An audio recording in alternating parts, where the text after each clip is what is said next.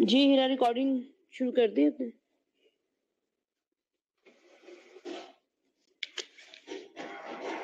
نے؟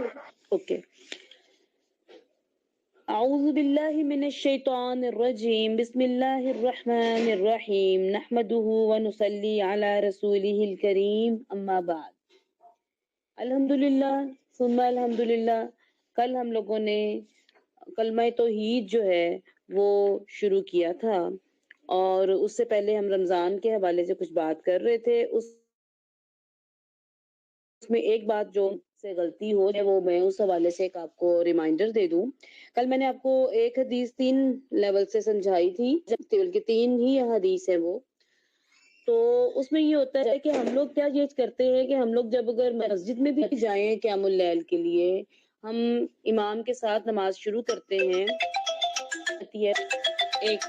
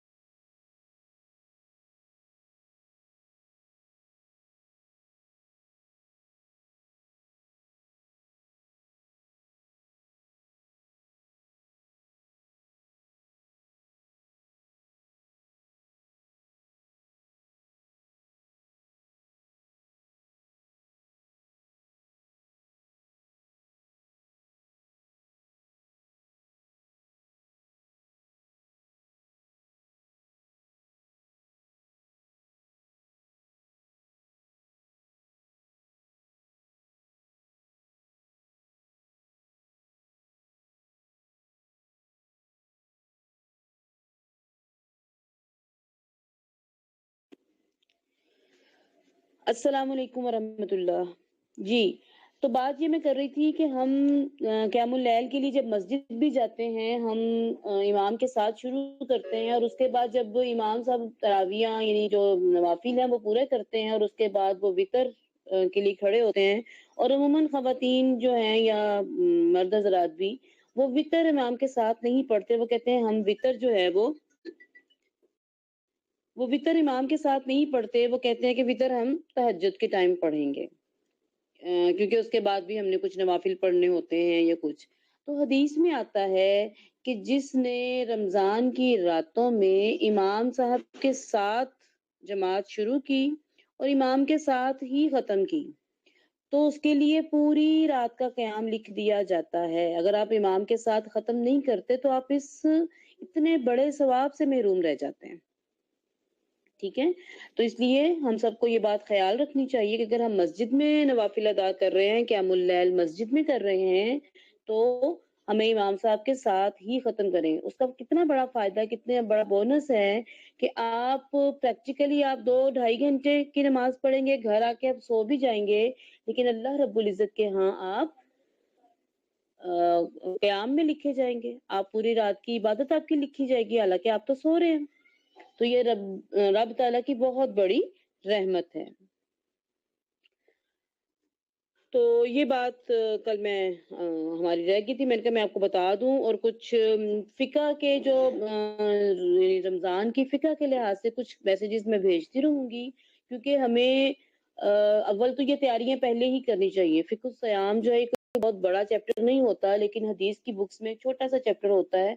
تو ہمیں رمضان کے آنے سے پہلے ہی ان چیزوں کا پتہ ہونا چاہیے، نہیں تو پھر ہم بعد میں جو ہے وہ پوچھتے رہتے ہیں کہ جی، اور غلطیاں بھی کر لیتے ہیں کہ جی کیا آ گئی تھی میں نے روزہ توڑ لیا، مجھے یہ انجیکشن لگوانا پڑ گیا تھا میں نے روزہ توڑ لیا، آنکھوں میں ڈراپس، کانوں میں ڈراپس ڈال لیے تھے میں نے روزہ ختم کر دیا.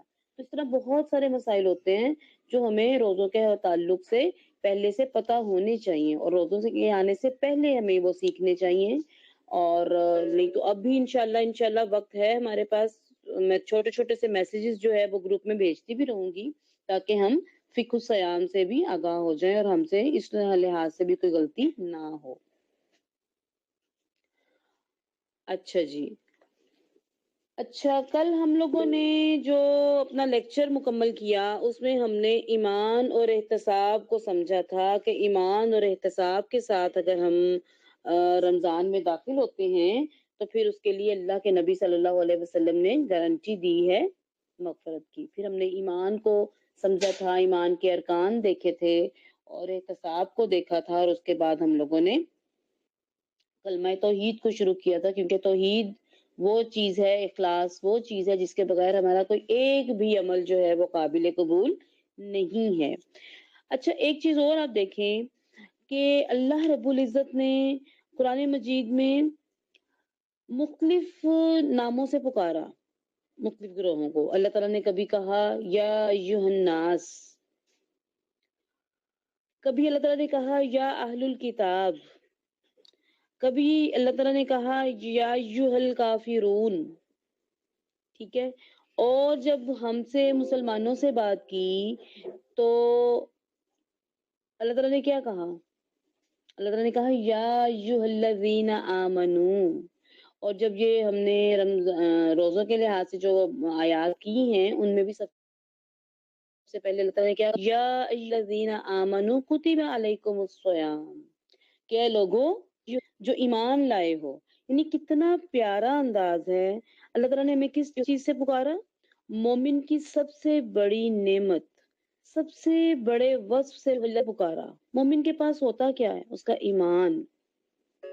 وہ ایمان وہ چیز ہے، وہ کوالٹی ہے جو مومن کو سب سے اوپر اسٹیچر پہ لے جاتی ہے، اور وہ ایمان ہے جس کی وجہ سے اللہ رب العزت کے سارے وعدے ہیں اس کے ساتھ. ٹھیک ہے. سیدنا عبداللہ بن مسعود کہا کرتے تھے کہ جب بھی قرآن مجید میں یہ لفظ آئے یا ایھا الذین آمنو تو اپنے کان کھول لیا کرو، اپنے پوری باڈی کو الرٹ کر لیا کرو، کیونکہ اب کیا ہوگا؟ یا تو کسی خیر کا حکم آئے گا عمل کرنے کے لیے، یا پھر شر سے بچنے کا حکم آئے گا. یعنی کوئی نہ کوئی خبر ہے اس میں، یا تو خیر ہے یا شر ہے. تو یعنی اللہ تعالیٰ ہمیں کیا کہہ رہے ہیں یہاں پہ؟ اگر صرف یہ اس لفظ دیکھیں یا ایھا الذین آمنو، اے ایمان لو، یعنی اے ایمان والو، اس کا مطلب ہے کہ اگر تم مومن ہو تو اللہ کے اس فرمان کو سنو. اگر تم ایمان والے ہو تو اللہ کے اس فرمان کو سمجھو. اگر تم ایمان والے ہو، تم مومن ہو، تو اللہ کے اس فرمان پر عمل کرو. کیونکہ اگر عمل نہیں کرتے تو ایمان میں کمی ہے تمہاری، اور اگر عمل کرتے ہو تو ایمان مضبوط ہے، ورنہ تمہارا ایمان کمزور ہے. تو پھر مضبوطی کی ضرورت ہے، تمہارے ایمان میں نقص ہے. اور یاد رکھنے کی بات کیا ہے کہ نافرمانی کرتے کرتے کیا ہوتا ہے کہ یہ ایمان کا جو نقص ہے یہ بڑھتا چلا جاتا ہے، اور آہستہ آہستہ کہیں یہ ایمان خارج ہی نہ ہو جائے. ٹھیک ہے. تو دیکھیں یہ ان تین لفظوں میں کتنے پیغام چھپے ہوئے ہیں، اور کتنا بہت بڑا خطرہ ہے ہمارے لیے. یا ایھا الذین آمنو، جب اللہ تعالیٰ ہمیں اس خطاب سے پکارتے ہیں تو اس میں کتنی بڑی خوبی بھی ہے، اور دوسری طرف اتنا ہی بڑا الرٹ بھی ہے، اتنا ہی بڑا خطرہ بھی ہے. تو یہ جو ایمان ہے یہ حاصل کیسے ہوگا؟ ہم نے ابھی تک کیا سیکھا کہ یہ ایمان حاصل ہوگا تقویٰ سے. کیونکہ آیت میں کیا آتا ہے؟ اللہ تعالیٰ نے کیا فرمایا کہ اگر مومن ہو تو اللہ سے ڈرو، تقویٰ کرو، تقویٰ کا حق ادا کرو. یہ نہ ہو کہ ایمان پر موت ہی نہ ہو تمہاری. ٹھیک ہے. یعنی کتنی خطرناک لیکن پیاری باتیں. تو یہ ہمیں جب بھی آئے قرآن مجید میں یا ایھا الذین آمنو تو یہ ہمیں فوراً الرٹ ہمیں بھی ہونا چاہیے. اچھا جی، اس کے بعد ہم نے کلمہ توحید جو ہے اس کو دیکھا تھا. اور کلمہ توحید وہ کلمہ ہے جس نام سے ہم پیدا ہوئے اور ساری زندگی ہم اسی کلمہ توحید کو پڑھتے ہیں، اور اس کا ترجمہ بھی ہم غلط کرتے ہیں، اور ہمیں اس کے ارکان کا بھی نہیں پتہ ہوتا، ہمیں اس کی شرائط کا بھی نہیں پتہ ہوتا، ہمیں اس کے تقاضوں کا بھی نہیں پتہ ہوتا. مکے کے جو مشرک تھے نا، وہ اس کلمہ توحید کو جانتے تھے، وہ سمجھتے تھے، وہ اس کا مطلب سمجھتے تھے، اسی لیے وہ اس کلمہ توحید پر ایمان نہیں لاتے تھے. ٹھیک ہے. وہ شہادت نہیں دیتے تھے. تو اللہ تعالیٰ سے دعا ہے کہ اللہ تعالیٰ ہمیں کلمہ توحید کا معنی، اس کا ترجمہ، اس کے ارکان، اس کے واجبات، اس کی شرائط، اس کے لوازم، ان سب چیزوں کو سمجھنے اور پھر ان پر عمل کرنے کی توفیق دے. تو کل آپ لوگوں کو بتایا تھا کہ کلمہ توحید کا ترجمہ کیا ہے، کہ اللہ کے سوا کوئی معبود برحق نہیں ہے، اور پھر آپ کو دلائل بھی بتایا تھا کہ معبود اور برحق کی دلیل کہاں سے آئی۔ پھر ہم نے دیکھا تھا کہ کلمہ توحید کے ارکان کیا ہیں۔ پہلا رکن ہے نفی اور دوسرا رکن تھا اثبات، یعنی نفی کس چیز کی؟ اللہ کے علاوہ ہر معبود باطل کی نفی، اور پھر معبود باطل کی میں نے آپ کو بہت ساری اگزامپلز بھی دی تھی کہ پتھروں کو، بتوں کو، درختوں کو معبود بنایا گیا، سورج اور چاند کو معبود بنایا گیا، فرشتوں اور انبیاء کو معبود بنایا گیا، اولیاء کو معبود بنایا گیا، پھر اور اس طرح ان سب چیزوں کو معبود بنایا گیا۔ اور دوسرا رکن کیا تھا؟ اثبات، اقرار کرنا۔ کس کا اثبات؟ کس کا اقرار کرنا؟ کہ ساری کی ساری عبادات صرف اور صرف اللہ رب العزت کے لیے بجا لانی ہے۔ اچھا، اب عبادات میں ہم کیا سمجھتے ہیں کہ عبادت میں کیا ہوتا ہے؟ نماز، روزہ، زکوٰۃ اور حج۔ صرف یہ عبادت نہیں ہے، بہت ساری عبادات ہیں، یہ ساری بھی عبادتیں ہیں، اور دعا بھی عبادت ہے۔ نماز اور زکوٰۃ کی آپ کو میں نے دلائل بتائے تھے، حج کی دلیل دی تھی، دعا کی دلیل دی تھی، مدد طلب کرنا، استغاثہ، یہ بھی عبادت ہے، ٹھیک ہے؟ تو یہ بھی صرف اور صرف اللہ رب العزت کا حق ہے۔ پناہ طلب کرنا، استعاذہ، یہ بھی صرف اور صرف اللہ رب العزت کا حق ہے، یہ بھی عبادت ہے۔ قربانی عبادت ہے، نظر و نیاز عبادت ہے، امید عبادت ہے، توکل عبادت ہے، ڈر عبادت ہے۔ اس طرح آپ کو تھوڑی تھوڑی سی تفصیل کے ساتھ میں نے آپ کو یہ چیزیں سکھائی تھی کہ یہ سب چیزیں جو ہیں یہ عبادت میں شامل ہیں۔ صرف نماز، روزہ، حج جو ہے صرف یہی عبادت نہیں ہوتا۔ اس کے بعد ہم لوگوں نے دیکھا تھا کہ کلمہ توحید کی 8 شرائط ہیں، ٹھیک ہے؟ اور ان 8 شرائط میں ان کی میں نے آپ کو ضد بھی بتائی تھی، اور انشاءاللہ آج ہم ان کو آپ کو یہ ٹپس پر یاد بھی ہو جائیں گے انشاءاللہ۔ سب سے پہلے کیا تھا؟ پہلی شرط کیا ہے تو کلمہ توحید کی؟ علم، کہ جو ہم کلمہ توحید پڑھتے ہیں اس کا ہمیں علم بھی تو ہو، ہم اسے جان کے پڑھیں، سمجھ کے پڑھیں، ہمیں پتا ہو کہ ہم کہہ کیا رہے ہیں اپنے رب العزت سے، اللہ رب العزت سے۔ دوسری بات یہ تھی کہ یقین، یعنی جس چیز کا ہمیں علم ہے، پتہ چل گیا، اب اس پر یقین بھی ہو، یعنی جس معنی کو ہم نے جانا کہ اللہ کے سوا کوئی معبود برحق نہیں، تو اب اس پر یقین بھی کرنا ہے، شک کی کوئی گنجائش ہی نہیں ہے۔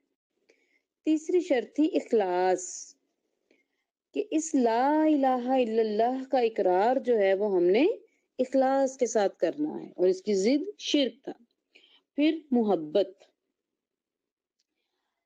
آپ کو علم بھی ہو، یقین بھی ہو، اخلاص بھی ہو، اور دل میں محبت ہی نہ ہو، تو اللہ رب العزت سے محبت، لا الہ الا اللہ اس کلمے سے محبت، وہ بھی ضروری ہے۔ سچائی، بہت ساری احادیث، یہ سارے جو شرائط ہم لوگوں نے لی ہیں، ان میں نے آپ کو قرآن مجید کی آیات بھی بتائیں، دلائل دیے، اور ان سب لیے احادیث میں بھی دلائل موجود ہیں کہ یہ لفظ کہاں آئے۔ اپنے پاس سے گھڑ لیے اسکالرز نے؟ نعوذ باللہ، نہیں، پیارے نبی صلی اللہ علیہ وسلم کی احادیث ہیں، اللہ تعالیٰ کا کلام ہے، قال اللہ وقال رسول اللہ، یہی 2 بیسکس ہیں ہمارے دین کی، اور انہی نصوص سے اسکالرز نے یہ 8 چیزیں جو ہیں وہ ڈرائیو کی ہیں۔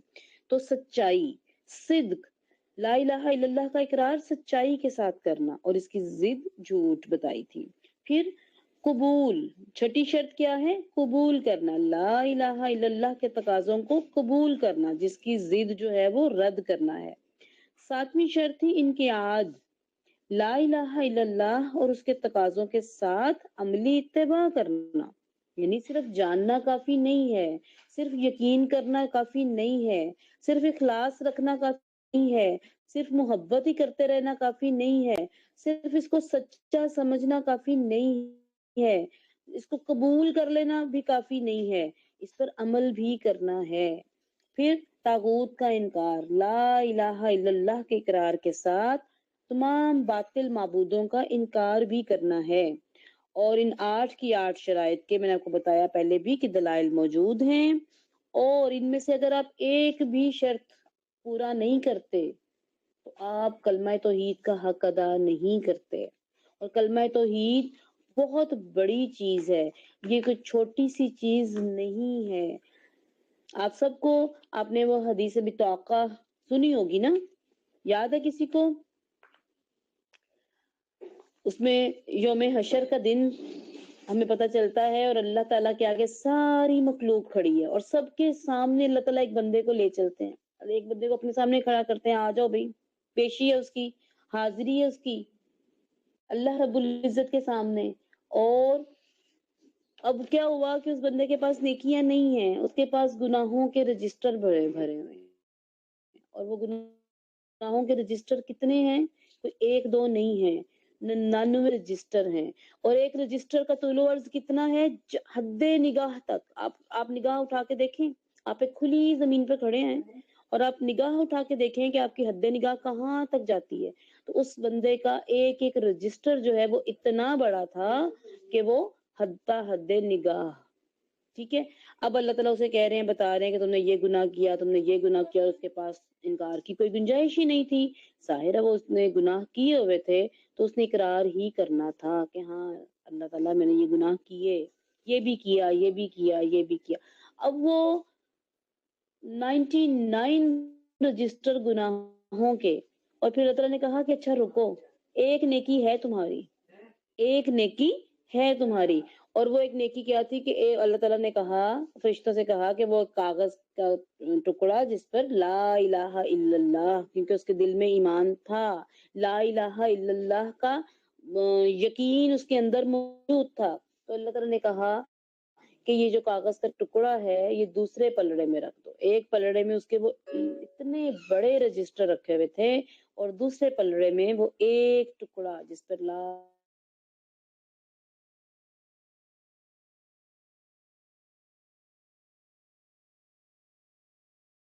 اللہ کے ہاں اللہ رب العزت پوری کائنات کا خالق اور مالک ہے، اس کی جو وسعت ہے، اس کی جو کبریائی ہے، اس کا ہم تصور بھی نہیں کر سکتے۔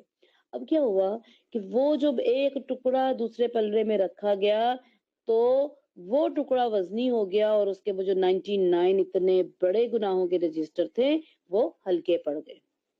تو یہ کلمہ توحید جو ہے یہ اتنی بڑی چیز ہے، یہ میزان میں اتنی بھاری چیز ہے، تو اس لیے ہم اللہ نہ کرے کہ ہماری زندگیاں ایسے گزریں کہ ہم وہ دائرہ اسلام میں داخل ہوں اور بس وہیں کے وہیں اسٹیٹک کھڑے رہیں اور وہیں پہ ہماری موت ہو جائے، ہم بینگ مسلم ہی چلے جائیں اس دنیا سے، ہم نے ایمان کی طرف سفر ہی شروع نہ کیا ہو، ہم نے تقوی کی طرف سفر ہی شروع نہ کیا ہو، ہم نے کلمہ توحید کو ہی نہ جانا ہو، ٹھیک ہے۔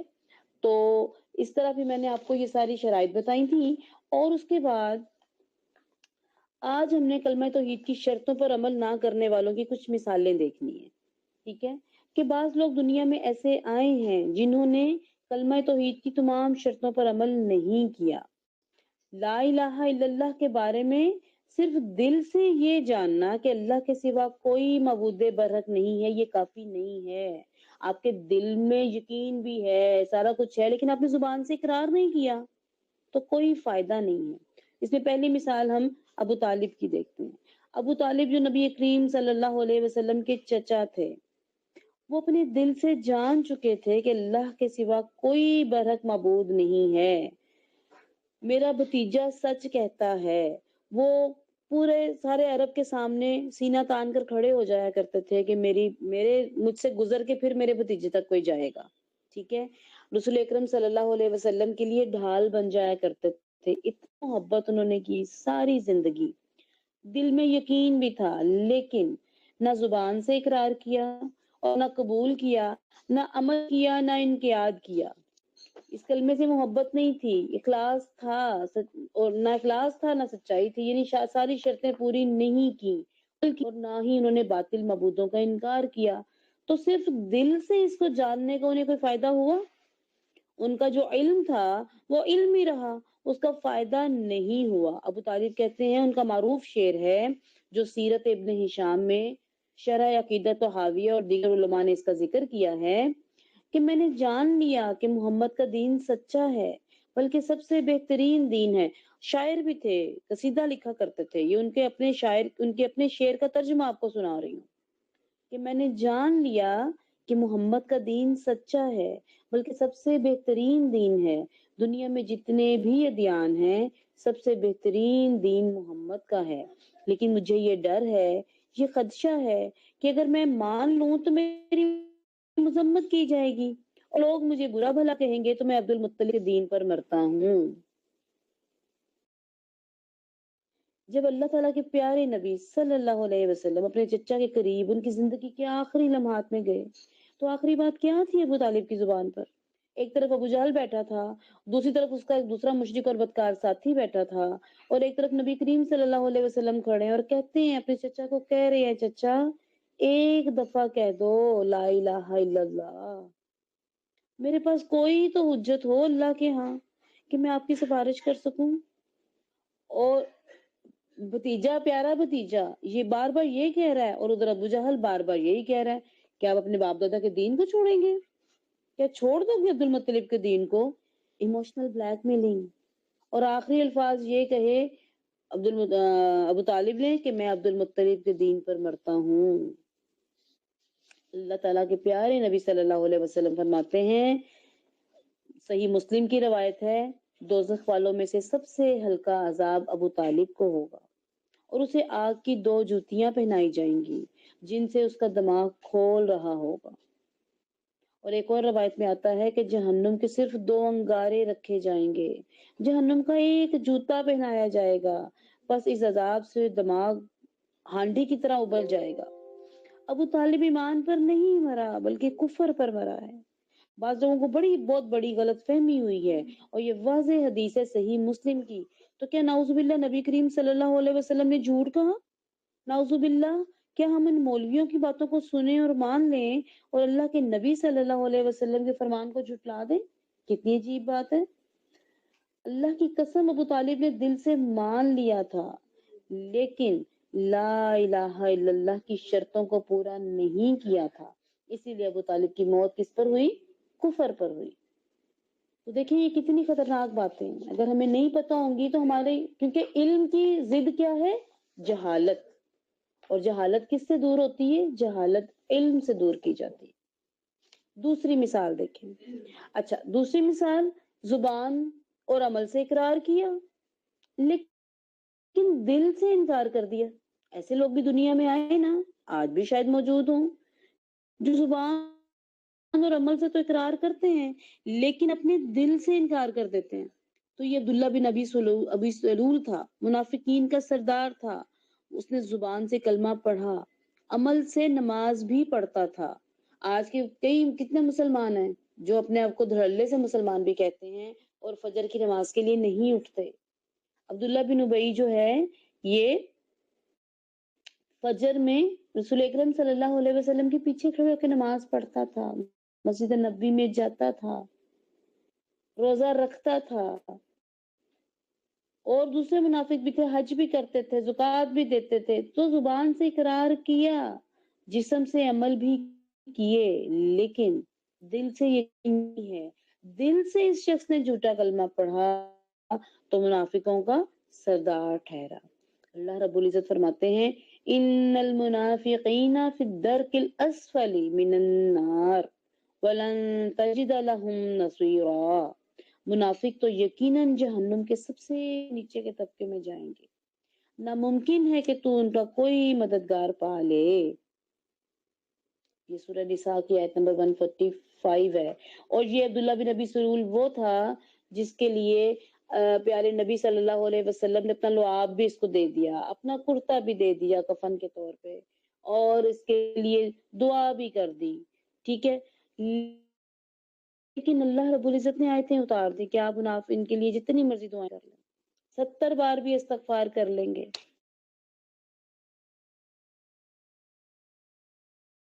تو نہیں فرق پڑے گا. ٹھیک ہے، اب سمجھ آئی کہ ساری پیارے نبی صلی اللہ علیہ وسلم سے کتنی محبت، اور کلمے کا علم بھی سیکھ لیا، انہیں یقین تھا کہ یہ سچ ہے، یہ حق ہے، لیکن باقی شرائط پوری نہیں کی، کوئی فائدہ نہیں ہوا. عبداللہ بن ابی سلول زبان سے اقرار بھی کیا، جسم سے عمل بھی کیا لیکن دل سے اقرار نہیں کیا.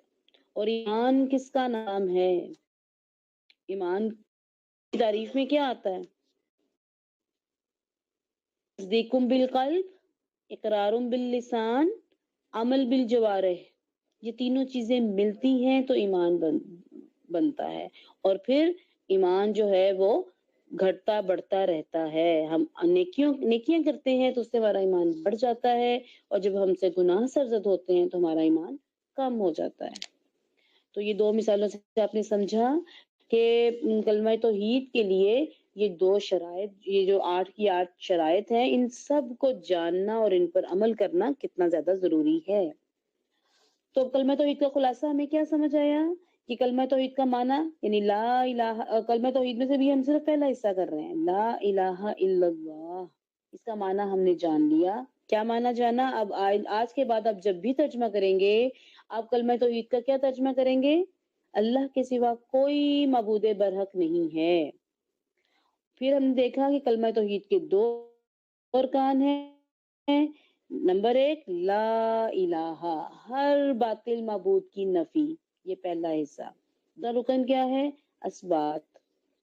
یہ کس میں ملتا ہے؟ الا اللہ. پھر کلمہ توحید کی 8 شرائط: علم، یقین، اخلاص، محبت، سچائی، قبول، انقیاد اور طاغوت کا انکار کرنا. اس کے پوائنٹ ضرور بنائیے گا اور اس کو ریپیٹ کیجیے گا تاکہ آپ کے ذہن میں یہ بات پکی طرح سے یہ 8 شرائط جو ہیں وہ بیٹھ جائے. اچھا، اب ہم کلمہ توحید کے لحاظ سے کچھ شبہات کا ازالہ کرتے ہیں کہ اس کے کلمہ توحید کے تعلق سے بہت سی غلط فہمیاں ہیں.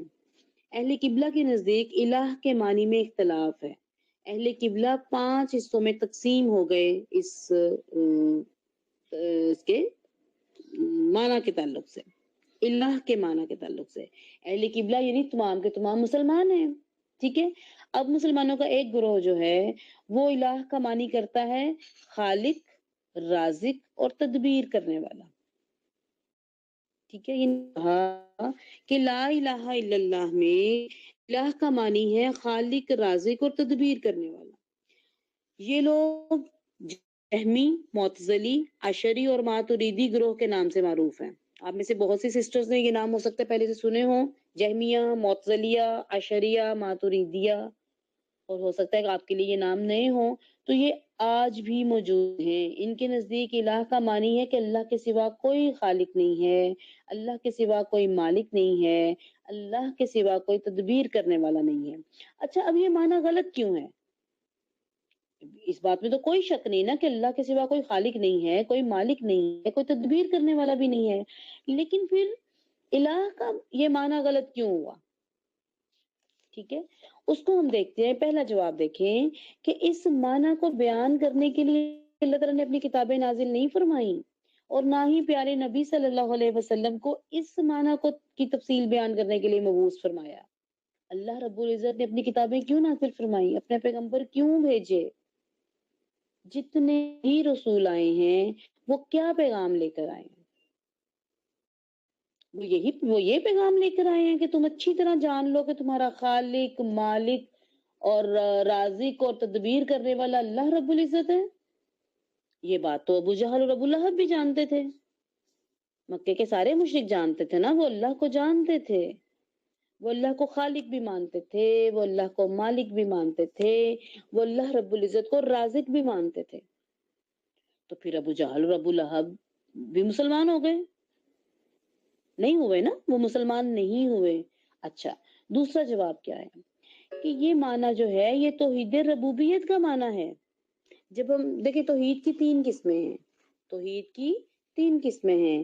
توحید ربوبیت یہ رب سے ہے، توحید الوہیت الہ سے ہے، اور توحید اسماء و صفات. توحید ربوبیت میں یہ اللہ تعالیٰ کی ساری صفات آ جاتی ہیں. 7 صفات ہیں کم از کم، 4 بیسک اور آگے سے 3 اور آگے. کہ اللہ کے سوا کوئی خالق نہیں، اللہ کے سوا کوئی مالک نہیں، اللہ کے سوا کوئی رازق نہیں، اللہ کے سوا کوئی تدبیر کرنے والا نہیں. تو یہ توحید ربوبیت کا معنی ہے، یہ الہ کا معنی نہیں ہے۔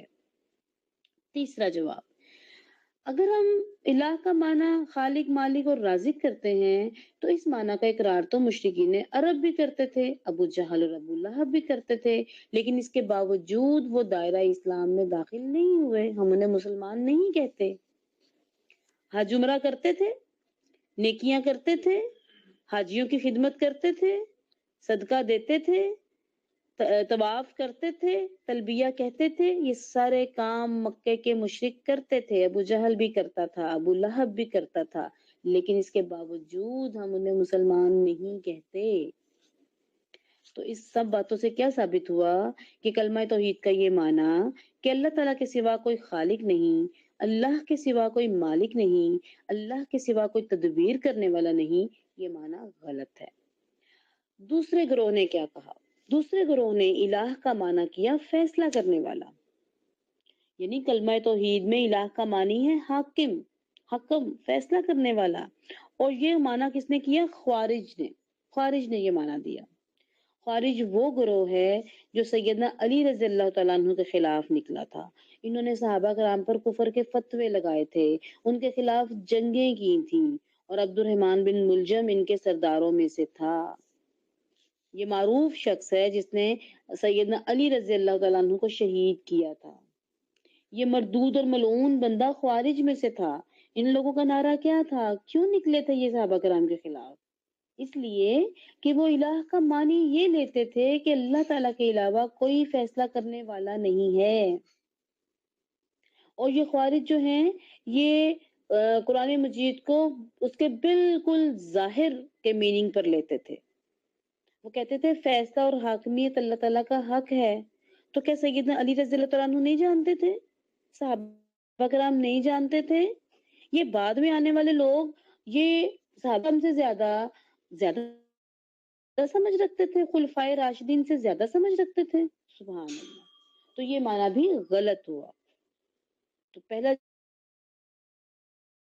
اب کہ اس معنی کو بیان کرنے کے لیے اللہ رب العزت نے اپنی کتابیں نازل نہیں فرمائیں، اور نہ ہی اس معنی کو بتانے کے لیے پیارے پیغمبر نازل ہوئے، مبعوث ہوئے۔ دوسرا جواب، یہ معنی توحید ربوبیت اور الوہیت میں شامل ہے۔ حاکمیت اللہ تعالیٰ کی ہے، بلکہ تینوں توحید میں، توحید الوہیت، توحید ربوبیت، توحید اسماء و صفات میں بھی یہ معنی کہ اللہ تعالیٰ حاکم ہے، یہ شامل ہے۔ اللہ تعالیٰ حکمت والا ہے، اللہ تعالیٰ الحاکم ہے، اللہ تعالیٰ الحکیم ہے، یہ اللہ تعالیٰ کے نام ہے، اور حکمت اللہ رب العزت کی صفت ہے، اور حکم کس طرح ہے؟ حکم اللہ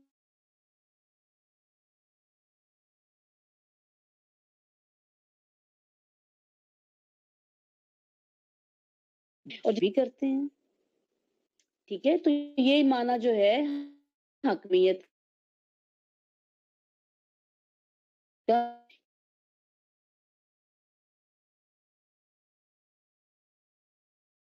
یہ بارش کا بیان کا معنی ہے، اور کے جتنے بھی بیان الہ کے معنی ہیں وہ سارے غلط ہیں۔ اللہ معبود برحق ہے، یہی حق کا معنی اللہ تعالیٰ کے سوا کوئی حاکم نہیں، غلط ہے، ٹھیک ہے؟ اچھا، اب تیسرا اور چوتھا گروہ، انہوں نے کیا معنی کیا؟ الہ کا معنی انہوں نے کیا معبود اور موجود۔ بعض لوگوں نے کہا کہ الہ کا معنی معبود ہے، اور بعض نے کہا کہ الہ کا معنی موجود ہے، اور یہ دونوں معنی کنہوں نے کیے؟ یہ جہمیہ نے اور صوفیوں نے۔ ان کی کتابوں میں کلمہ توحید کے معنی کو 3 قسموں میں بیان کیا گیا ہے۔ مبتدی کے لیے لا الہ الا اللہ میں الہ کا معنی معبود ہے، متوسط کے سود ہے، اور منتہا کے لیے موجود ہے۔ مختلف تصوف کی کتابوں میں اب یہ سارے معنی مل جائیں گے۔ اچھا، اب یہ معنی کیوں غلط ہے؟ اس کو بھی تو ہمیں سمجھنا ہے کہ اگر ہم یہ کہہ رہے ہیں کہ یہ معنی غلط ہے تو کیوں غلط ہے؟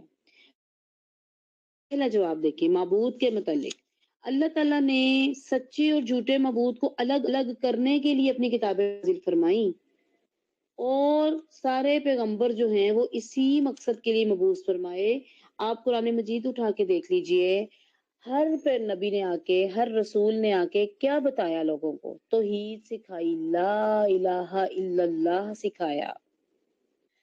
جھوٹے اور سچے معبودوں کو الگ کرنے کا کہ یہ جھوٹے معبود ہیں، ان کی عبادت نہ کرو، صرف ایک رب کی عبادت کرو، اور میں اللہ کی طرف سے رسول آیا ہوں، مجھ پر ایمان لو۔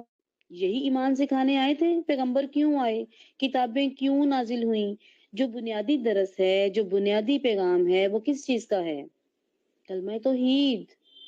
اللہ تعالیٰ کے سوا کوئی معبود برحق نہیں ہے۔ اگر الہ کا یہ معنی ہوتا کہ سارے معبود، تو معبود تو بہت سارے تھے۔ اگر ہم یہ کہتے نا کہ اللہ کے سوا کوئی معبود، عبادت کی گئی، پتھروں کی عبادت کی گئی، انبیاء اور اولیاء کو پکارا گیا، آج بھی پکارا جاتا ہے۔ آج بھی صحابہ کرام کے لیے کیا آتا ہے؟ دعائیں مانگتے ہیں لوگ، کیا کہتے ہیں؟ یا علی مدد، یا رسول اللہ مدد۔ نبیوں کو پکارا گیا، نبی والے کے نام پہ کیا کچھ نہیں کرتے؟ ہم نے جنت کے دروازے بنائے ہوئے ہیں صوفیاؤں کے مزاروں پہ کہ جی اس دروازے سے وہاں سے گزر جائیں گے تو کیا ہوگا، ہم جنت میں جانے کا ہمیں پروانہ مل جائے گا۔ تو یہ آج بھی یہ سارا کچھ کیا گیا، ٹھیک ہے، ان کی عبادت کی گئی۔ تو پھر کون الگ الگ کرے گا کہ سچا معبود کون ہے اور جھوٹا معبود کون ہے؟ تو اللہ العزت ذل بھی، جو بھی انسان آپ میں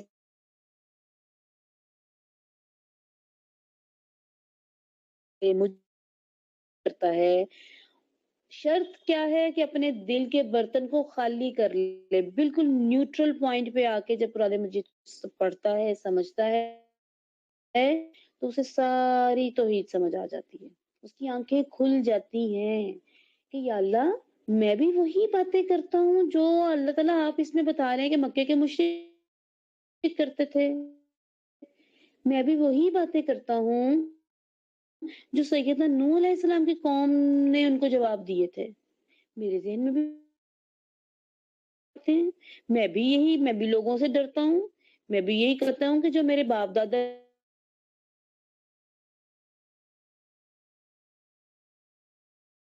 کو نہیں پتا تھا، شروع سے ہم اسی باپ دادا کے دین پر عمل کرتے آ رہے ہیں، آپ ایک نئی بات سنا رہے ہیں ہمیں، اگر انہیں کوئی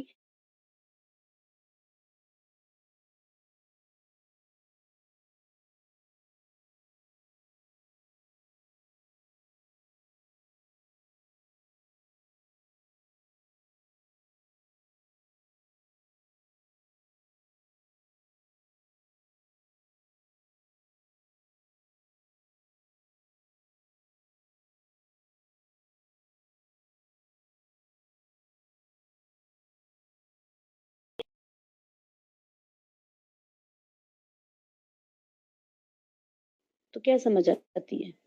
پکا یقین ہو جاتا ہے کہ مسجد میں اس وقت امام صاحب اندر اکیلے بیٹھے ہوئے ہیں، کوئی بھی اور نہیں ہے، تو اللہ رب العزت نے تو کوئی شک اور شبہ چھوڑا ہی نہیں، لائے نفی جنس کے ساتھ اقرار کروایا ہم سے، ہمیں ہی سمجھ نہیں آتی، ہم ہی ساری زندگی جہالت میں گزار دیتے ہیں، ٹھیک ہے۔ اچھا، یہ 3 جواب ہوئے معبود کے تعلق سے۔ ایک چوتھا جواب معبود کے تعلق سے دیکھیں کہ یہ اگر یہ ترجمہ ہم کرتے ہیں تو یہ وحدت الوجود اور وحدت الحلول کی طرف پہلا قدم ہے۔ آپ صوفیزم کو جب پڑھتے ہیں نا تو آپ اس میں دیکھیں گے کہ وہ ان میں ایک عقیدہ یہ ہوتا ہے کہ ہم اللہ کی ذات میں حلول کر جاتے ہیں، ہم نبی کی ذات میں حلول کر جاتے ہیں۔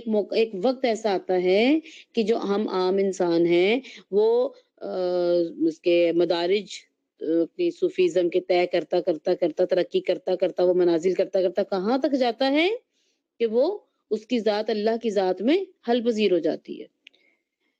یعنی یہ جاننا کہ سب کچھ اللہ ہے، اسے کہتے ہیں وحدت الحلول، وہ کہتے ہیں ہر چیز اللہ ہے۔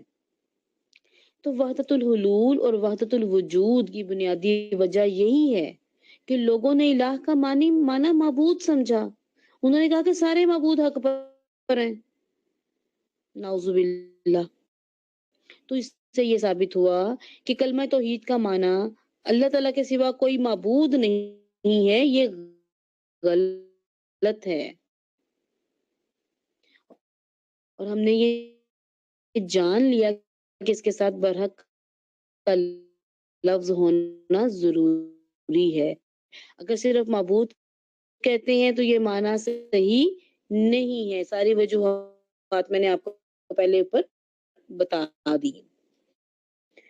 अच्छा, अब मौजूद के ताल्लुक से आ जाएं। अगर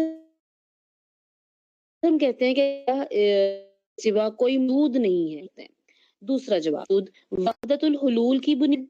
पहले तो ये कहा ना कि हर चीज अल्लाह है, नाउजुबिल्लाह। फिर एक कदम आगे बढ़े और कहा कि अल्लाह ताला हर जगह मौजूद है। उनके मुताबिक मेज में भी अल्लाह मौजूद है, इस पेंसिल में भी अल्लाह मौजूद है, इस मोबाइल में भी अल्लाह मौजूद है, इस दीवार में भी अल्लाह मौजूद है। अस्तगफिरुल्लाह। ठीक है। तीसरा जवाब मौजूद के ताल्लुक से कि ये कुफरिया अकीदा है। अल्लाह ताला हम सबको कुफर और बिदात से महफूज फरमाए। तो इससे ये साबित हुआ कि कलमा तौहीद का माना अल्लाह ताला के सिवा कोई मौजूद नहीं है, ये गलत है।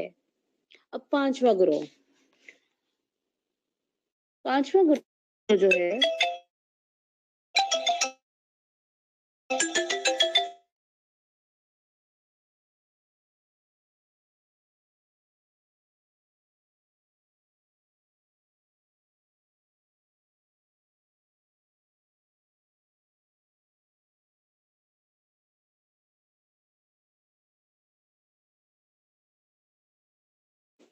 जी, पांचवा ग्रोह जो है उन्होंने इलाह का माना क्या किया? माबूद बरहक। ये माना अहले सुन्नत वल जमात का माना है। अगर आप सुन्नी हैं, अहले सुन्नत वल जमात से आपका ताल्लुक है, तो आपके नजदीक यही माना होना चाहिए कि इलाह का माना क्या है? मबूद बरहक, अल्लाह के सिवा। आज के बाद कोई भी आपसे तर्जुमा पूछे कि ला इलाहा इल्लल्लाह का क्या माना है, तो हम क्या बताएंगे कि अल्लाह के सिवा कोई मबूद बरहक नहीं है। यही एक माना सच और हक है। मेरी बात क्लियर हो गई? अल्हम्दुलिल्लाह, अल्हम्दुलिल्लाह आपको ये बात समझ में आ गई होगी कि ये बाकी तर्जमे क्यों गलत हैं। और ये एक माना जो हमने दलाइल के साथ सीखा, दलाइल के साथ समझा, यही माना सच और हक है। अब खुलासे की तरफ आ जाएं कि हमने अभी तक क्या सीखा। ठीक है, हमने कलमा तौहीद का माना, मफहूम, अरकान और शराइत ये देखी, और बाज गलतफहमियों का अजाला भी हमने किया।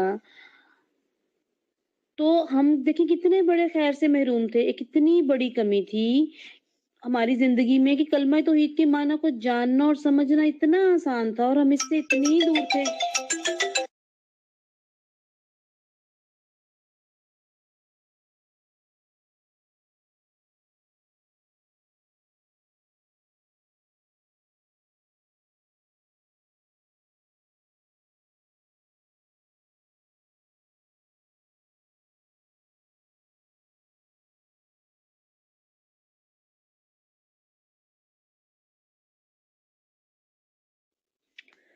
जी, तो हम इतना आसान था इस कुरान तौहीद का माना और मफहूम जानना और हम इतनी दूर थे। सुभान अल्लाह। तो आज हमने जान लिया कि कलमा तौहीद का माना क्या है, सही मफहूम क्या है, अरकान और शुरूत क्या हैं, इन अरकान और शुरूत को जानने की जरूरत क्या है और अहमियत क्या है। अबू जहल, अबू तालिब और अब्दुल्ला बिन नबी सलूल में फर्क क्या है। अबू जहल ये जानता था कि अल्लाह ताला वाहिद है, अल्लाह ताला राजिक है, अल्लाह ताला वाहिद राजिक है, अल्लाह ताला वाहिद खालिक है, अल्लाह ताला वाहिद मालिक है। तो फिर वो मुसलमान क्यों नहीं हुआ? अबू तालिब ने दिल से जाना कि अल्लाह वाहिद मबूद बरहक है, लेकिन जुबान और अमल से इकरार नहीं किया, तो वो भी काफिर ठहरा। अब्दुल्ला बिन नबी सलूल ने जुबान से भी इकरार किया, अमल से भी इकरार किया, लेकिन दिल से नहीं माना, तो मुनाफिकों का सरदार ठहरा, वो भी कुफर पर मरा। ہم مسلمان ہیں، ہماری سلامتی، ہماری بنیاد کلمہ توحید میں ہے۔ کلمہ توحید کے تعلق سے ہم نے یہ بھی جان لیا کہ کلمہ توحید لا الہ الا اللہ ہے، اور کلمہ شہادت جو ہے، جو پڑھ کے ہم مسلمان دائرہ اسلام میں داخل ہوتے ہیں، کلمہ شہادت میں ہم گواہی دیتے ہیں توحید کی۔ کیا کہتے ہیں ہم کہتے ہیں اشہد ان لا الہ الا اللہ۔ تو دونوں میں فرق کیا ہے، کلمہ توحید اور کلمہ شہادت میں؟ کلمہ شہادت لا الہ الا اللہ نہیں ہے، اس بات کو سمجھیں ذرا کہ کلمہ شہادت جو ہے وہ لا الہ الا اللہ نہیں ہے، بلکہ لا الہ الا اللہ کی گواہی ہے۔ شہادت کی 8 شرطیں موجود ہیں۔ شہادت بنیادی علم ہے، علم کی بنیاد یقین پر ہوتی ہے، اور یقین کی بنیاد اخلاص پر ہوتی ہے، اخلاص سچائی کی بنیاد پر ہوتا ہے، اور اس طریقے سے سچائی محبت کی بنیاد پر ہوتی ہے۔ پھر قبول ہے، انقیاد ہے، کفر بالطاغوت ہے، یہ سارے کے سارے شواہد ہیں، یہ ساری گواہیاں ہیں۔ تو جو ہم کلمہ شہادت دیتے ہیں نا، ہم کہتے ہیں اشہد ان لا الہ الا اللہ، تم کیا کرتے ہیں؟ ہم اس بات کی گواہی دیتے ہیں کہ ہمیں لا الہ الا اللہ کو سارے حوالوں سے ہمیں سمجھ آ گئی ہے، ہم نے لا الہ الا اللہ کے ارکان کو جان لیا، ہم نے لا الہ الا اللہ کی شرائط کو جان لیا، ہم نے لا الہ الا اللہ کے تقاضوں کو جان لیا، ہم نے 8 کی 8 شرائط پر عمل کرنا شروع کر دیا۔ اس بات کی ہم شہادت دیتے ہیں، اس بات کی ہم گواہی دیتے ہیں۔ گواہی کب دیتے ہیں ہم؟ جب کسی چیز کا ہمیں علم ہوتا ہے اور اس علم پر ہمیں پکا یقین ہوتا ہے۔ اگر عدالت میں کوئی گواہ آ جائے اور وہ کہے ہاں مجھے پتا تو ہے لیکن مجھے شاید ایسے تھا، یعنی کچا پکا علم، تو اس کی گواہی مانی جائے گی؟ نہیں مانی جائے گی۔ گواہی کس کی مانی جاتی ہے؟ جو یہ کہے کہ مجھے علم ہے اور ساتھ کہے کہ مجھے اس پر پورا یقین بھی ہے۔ جو یقینی علم کے ساتھ گواہی دی جاتی ہے، تو اس بات کو ذہن میں رکھیں۔ تو اللہ تعالیٰ سے دعا کرتے ہیں کہ جو ہم نے پڑھا، جو ہم نے سمجھا، اس پر اللہ تعالیٰ ہمیں عمل کرنے کی توفیق دے، اس کی طرف دعوت دینے کی توفیق دے، ہم کلمہ توحید کو آگے سکھانے والے بنے، ہم دوسرے لوگوں کو، اپنے گھر والوں کو، اپنے دوستوں کو، اپنے قریبی رشتہ داروں کو، اپنے پڑوسیوں کو سمجھائیں۔ اللہ کی قسم، اگر ہماری وجہ سے، میری وجہ سے، آپ کی وجہ سے ایک شخص کو بھی اللہ رب العزت راہ راست پر لگا دیتے ہیں، اللہ تعالیٰ اسے ہدایت دے دیتے ہیں، تو دنیا کی ساری نعمتیں ایک طرف اور یہ نعمت ایک طرف۔ میں اللہ تعالیٰ سے دعا کرتی ہوں کہ اللہ تعالیٰ ہمیں علم نافع اور عمل صالح کی توفیق عطا فرمائے، قرآن اور سنت پر چلنے، سلف الصالحین کے منہج پر عمل کی توفیق عطا فرمائے، کلمہ توحید پر عمل کرنے کی، اس کی طرف دعوت دینے کی اور اس پر صبر کرنے کی توفیق عطا فرمائے۔ تو الحمدللہ آج آپ لوگوں نے یا ایھا الذین آمنو کو بھی سیکھا۔ کیا خیال ہے؟ جب آگے ہم کبھی قرآن مجید میں یہ لفظ پڑھتے تھے تو ہمیں کیا ایسی فیلنگ آتی تھی جیسی آج ہم نے سیکھی ہے، کہ اس کو فیلنگ کے ساتھ ہمارا پوری باڈی جو ہے وہ الرٹ ہو جانی چاہیے؟ کیا ہمارے ذہن میں آنا چاہیے کہ اے ایمان والو، اگر تم مومن ہو تو اللہ کے اس فرمان کو سنو، اے ایمان والو اگر تم مومن ہو تو اللہ کے اس فرمان کو سمجھو، اے ایمان والو اگر تم مومن ہو تو اللہ کے اس فرمان پر عمل کرو۔ یہ ساری باتیں ان 3 لفظوں میں موجود ہیں، ان بٹوین دی لائنز۔ اور ہم جب قرآن پڑھ رہے ہوتے ہیں تو ہمیں تو یہ لگ رہا ہوتا ہے کہ یہ ان کے لیے، یہ مکے کے مشرکوں کے لیے آیتیں اتری ہیں، یہ مدینے کے منافقین کے لیے آیتیں اتری ہیں، یہ یہودیوں کے لیے ہیں، یہ عیسائیوں کے لیے ہیں، تو پھر ہمارے لیے کیا ہے؟ اللہ تعالیٰ ہمیں سمجھنے اور اس پر عمل کرنے کی توفیق دے۔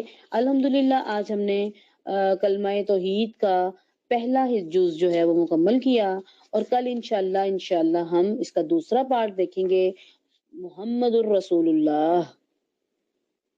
ٹھیک ہے، تو انشاءاللہ ہم کوشش کریں گے کہ اس کو بھی ہم ڈیٹیل سے کریں اور آپ کو اس کی سمجھ آئے کہ محمد صلی اللہ علیہ وسلم کون ہے، رسول کا کیا معنی ہے، محمد رسول اللہ، اور جب ہم کہتے ہیں کہ اشہد ان محمدن عبدہ و رسولہ، تو اس کا کیا معنی ہے، محمد رسول اللہ صلی اللہ علیہ وسلم کے ہمارے اوپر کیا حقوق ہیں، اور پھر اس میں بھی ہم بعض شبہات کا ازالہ اور بعض غلط فہمیوں کا ازالہ کریں گے انشاءاللہ اللہ تعالیٰ ہمیں بشرط زندگی توفیق دے۔ تو انشاءاللہ کل کی نشست میں ہم محمد رسول اللہ کلمہ توحید کا سیکنڈ پارٹ جو ہے اس کو پڑھنے کی سمجھنے کی کوشش کریں گے۔ تو آج ہم اپنے لیکچر کو یہیں پہ ختم کرتے ہیں۔ سبحانک اللہم و بحمدک نشہد ان لا الہ الا انت نستغفرک و نتوب الیک۔ آپ میں سے کسی کا کوئی کوسچن ہے تو آپ کر سکتے ہیں۔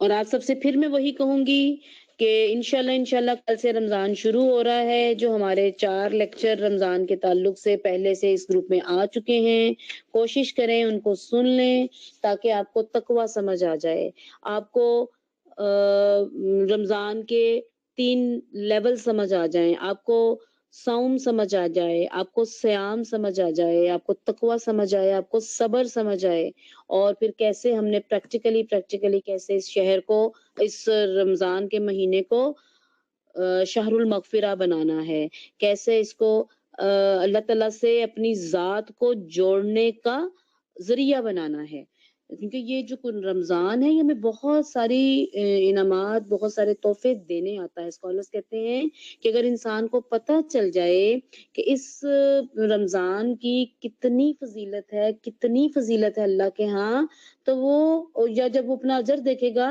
کہ رمضان میں مجھے میری عبادتوں کا اتنا اجر ملا، تو وہ اس وقت بھی کوشش کرے گا کہ کاش سارا سال رمضان ہی رہتا، سارا سال رمضان ہی رہتا۔ تو ہمیں معرفت نہیں ہے نا، تو جب کسی چیز کی معرفت نہیں ہوتی، شعور نہیں ہوتا، تو پھر ہم اس چیز کی قدر بھی نہیں کرتے۔ اللہ تعالیٰ تو قرآن مجید میں کہتے ہیں کہ آپ لوگوں نے تو اللہ کی بھی قدر نہیں کی جیسے کہ اس کی قدر کرنے کا حق تھا، اور واقعی ہم اللہ رب العزت کی بھی وہ قدر نہیں کرتے کیونکہ ہمیں معرفت ہی نہیں ہوتی۔ ہم نے کبھی لا الہ الا اللہ کی بھی وہ قدر نہیں کی کیونکہ ہمیں معرفت ہی نہیں ہے۔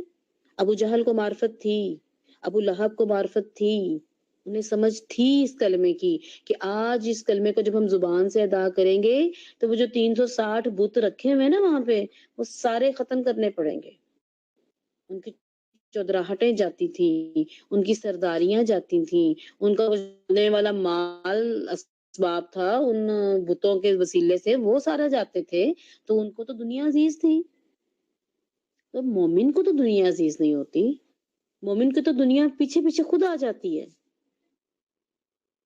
ٹھیک ہے، تو اللہ رب العزت سے دعا کرتے ہیں کہ اللہ تعالیٰ ہمیں عمل والا بنائے، سمجھ والا بنائے، اول فیصل دے، اور اللہ تعالیٰ ہمیں وہاں کھڑا کرے جہاں اللہ تعالیٰ ہم مسلمانوں کو دیکھنا چاہتے ہیں۔ اللہ تعالیٰ ہمیں ایمان والا بنائے، اور یہ رمضان ہمارا ایمان اور احتساب کے شعور کے ساتھ گزرے، اور جب ہم اس رمضان سے باہر نکلیں، شوال میں قدم رکھیں، تو ہم صبر کرنے والے، ہم شکر کرنے والے، ہم اللہ کی کبریائی کا اظہار کرنے والے، ہم متقی بن کے نکلیں۔ اللہ تعالیٰ ہم سب کو عمل کی توفیق دے۔ سبحانک اللہم و بحمدک نشہد ان لا الہ الا انت نستغفرک و نتوب الیک۔